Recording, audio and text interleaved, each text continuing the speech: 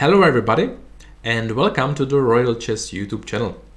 My name is David Kaniowski and this is part 5 of my serial about endgames with opposite card bishops on the board. Today I have got for you a very nice endgame which was played between two grandmasters. White was my very good friend Czech Grandmaster Martin Petter, and he played against German Grandmaster Martin Luther. So first of all, I would like to thank my friend Martin and that he gave this endgame to me, so I could use it in my checkbook about endgames with opposite card bishops, and of course to use it in this lecture for you. And we can see on the board very similar situation to the position we had in previous part from this serial. So we have opposite colored bishops on the board and equal material. Both sides have 4 pawns on the board, and the truth is that this endgame, this position is almost a clear draw. It is really far from to be winning for one of the sides. And here, of course, White has more options how to play this position, but probably the most easy one is to play bishop f6, and after bishop f3 just e5, and following by king b2. And there's literally no way for black how could he make any progress in here, because on the queen side he can only create past b pawn, but it is absolutely blockaded by king on b2. And for example, if black would like to go for h pawn, White has something like g6 in the sleeve, and so on. This is really, as I said, almost a clear draw. But White decided to play the move which seems logical, but the truth is that bishop b4 is a small mistake. It doesn't mean that after bishop b4 White is losing, really not. It's just a small mistake. But the problem after this move is that black smelled his chance and played e5, of course. And suddenly it is clear that after bishop f3, which is coming, White is losing his e-pawn. So Martin played king c1, and after bishop f3, here probably the best way how to defend the position by White was to play h5. Really interesting idea. And here, of course, black has 2 options. If he takes on e4, White can play very nice bishop d2 move with an idea after king d5 to play g6, and after taking play h6, because now of course black has to play g5, return the pawn. But after taking and let's say bishop e3, king d2, bishop b6, a5, b4 taken, and bishop d6, black has to play e4. And after king d4, I believe it is visible that black cannot win this position, because White pawn on h6 is just too strong, and black bishop can never let go h7 square. So this is a draw for White. And if black is playing, or better to say, if black is taking on h5 after h5, so taking on h5, White has time, of course, to protect pawn on e4. And after bishop g6, king d3, again, this position is, I believe, quite a clear draw, because okay, black is a pawn up, but it is really not enough. In fact, he cannot make any progress in here. And here the most biggest problem for black is that he can almost no way how to activize his king. So this is, I believe, very good option for white, but still very probable is that really not the only one.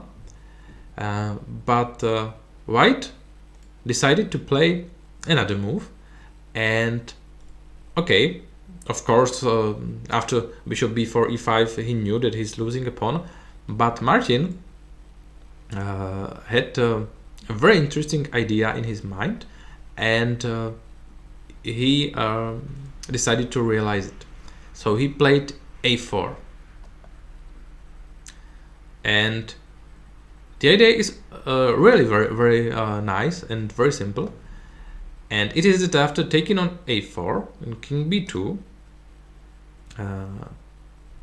bishop e4, now black is 2 pawns up, but he's got 2 rook pawns on a5, and he's got white card bishop, so it means that bishop is not protecting a1 square.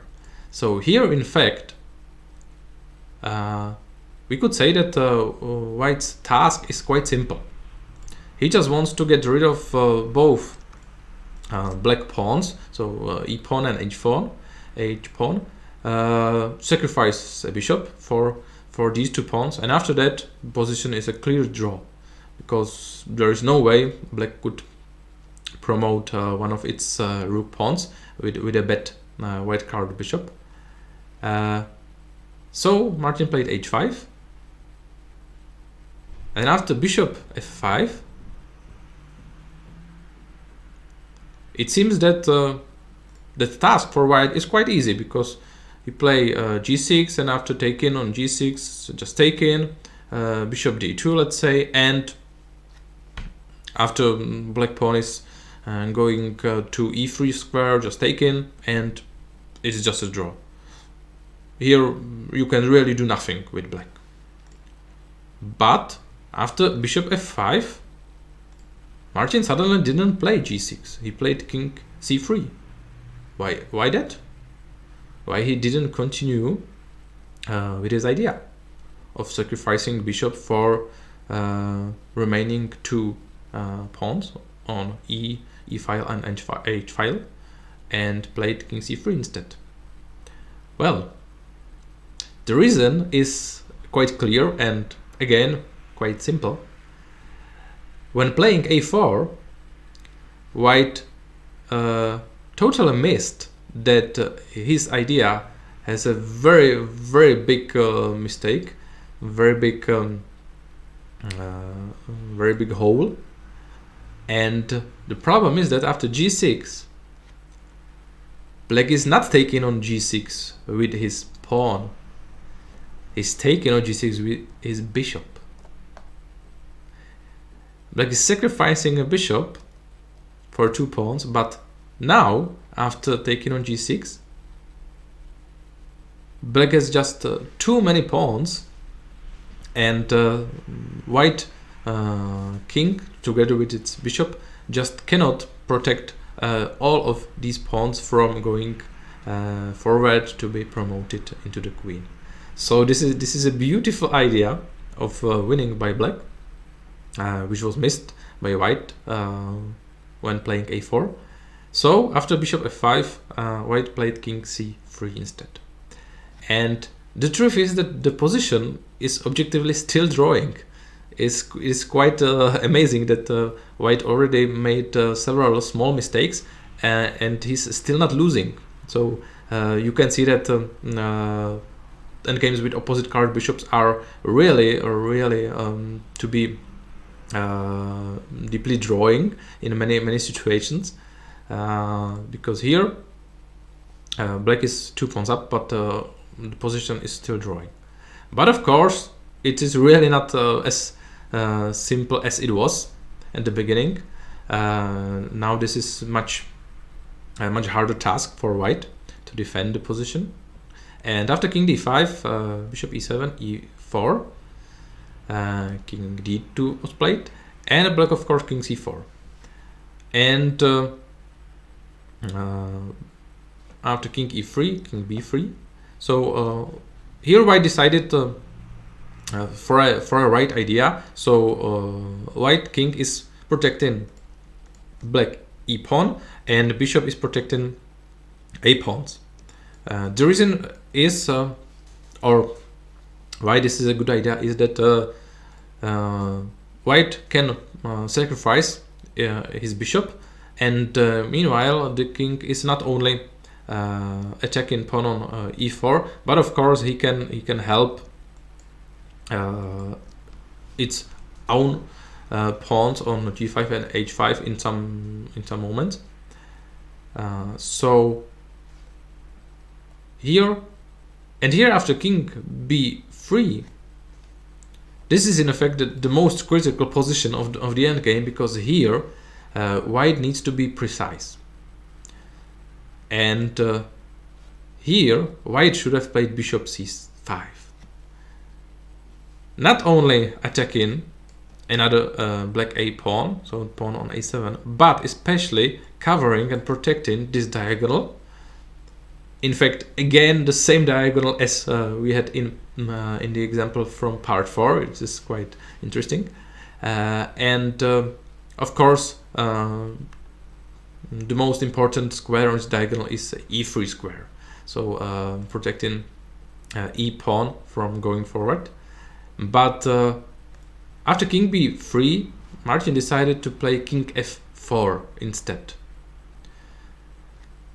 But this is a key mistake in this endgame, because after king e3, king f4, sorry, e3 was played, and this is a great idea by black.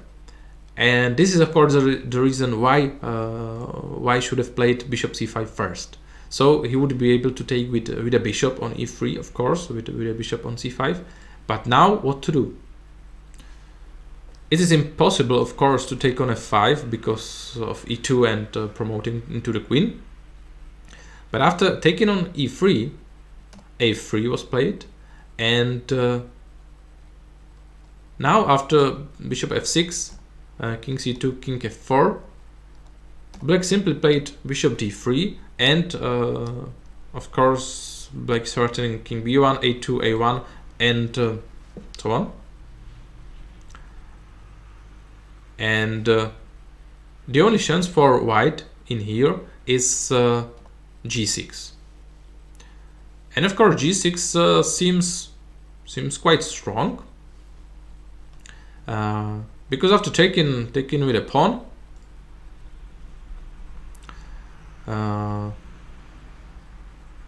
black can play h6, threatening king g5 and h7, and after g5 and taking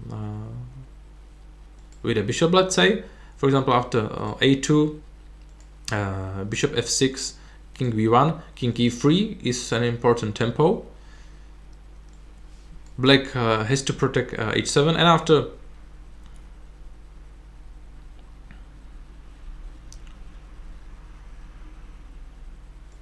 bishop c3,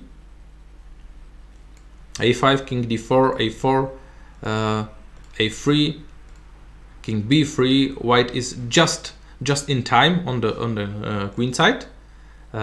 Is taking pawn on a3, bishop is taking on a1, of course, and white is not losing in here.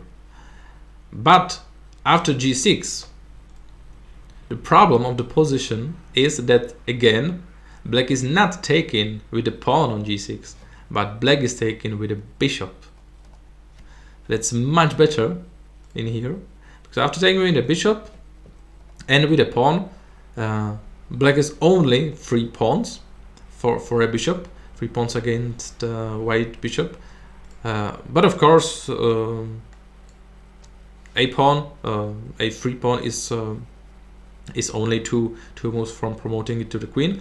And the truth is that here white is 1 tempo behind, which is quite crazy. But as we can see, after taking on g6, king b1, king f5, promoting king e4, king b2, White had to resign, because after taking d4 you can see that, as I have said, white is just one tempo behind, and black is easily promoting his second a pawn into the queen and winning. So very, very nice example, I believe,